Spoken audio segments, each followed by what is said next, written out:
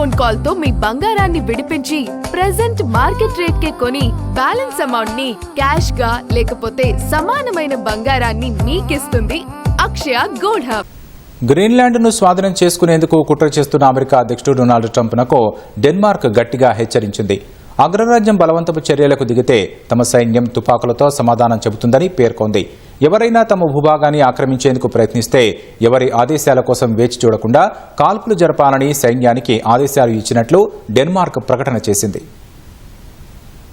జాతీయ భద్రత పేరుతో గ్రీన్లాండ్ ద్వీపాన్ని ఆక్రమించేందుకు ప్రయత్నాలు చేస్తున్న అమెరికా అధ్యక్షుడు డొనాల్డ్ ట్రంప్నకు పొరుగు దేశం డెన్మార్క్ తీవ్ర హెచ్చరిక చేసింది. గ్రీన్లాండ్ను ఆక్రమించడానికి ఎవరైనా ప్రయత్నిస్తే తమ భద్రతా దళాలు ముందుగా ఎదురుకాల్పులు జరిపి తర్వాత ప్రశ్నిస్తాయని పేర్కొంది. 1952 నాటి రూల్ ఆఫ్ ఎంగేజ్మెంట్ ప్రకారం ఇదే జరుగుతుందని ఓ ప్రకటన చేసింది. ఈ నిబంధన ప్రకారం తమ సైనికులు ఉన్నతాధికారుల ఆదేశాల కోసం ఎదురుచూడకుండా దురాక్రమణదారులపై దాడి చేస్తారని డెన్మార్క్ రక్షణ శాఖ పేర్కొంది. వెనెజువెలా అధ్యక్షుడు నికోలస్ మదురోను బంధించిన తరువాత నాటో భూభాగం గ్రీన్లాండ్ ను స్వాధీనం చేసుకునేందుకు ట్రంప్ తీవ్ర ప్రయత్నాలు చేస్తున్నారు. గ్రీన్లాండ్ ప్రజలకు డబ్బు ఎరవేయాలనే యోచనలో ఉన్నారు. ఈ క్రమంలోనే డెన్మార్క్ ఈ ప్రకటన చేసింది. గ్రీన్లాండ్ ను నియంత్రణలోకి తీసుకుంటామని ట్రంప్ పదే పదే బెదిరిస్తున్న నేపథ్యంలో రూల్ ఆఫ్ ఎంగేజ్మెంట్ మరోసారి తెరపైకి వచ్చింది. గ్రీన్లాండ్ పరిణామాలపై అమెరికా సైతం స్పందించింది. భద్రతా పరంగా గ్రీన్లాండ్ తమకు వ్యూహాత్మక ప్రాంతమని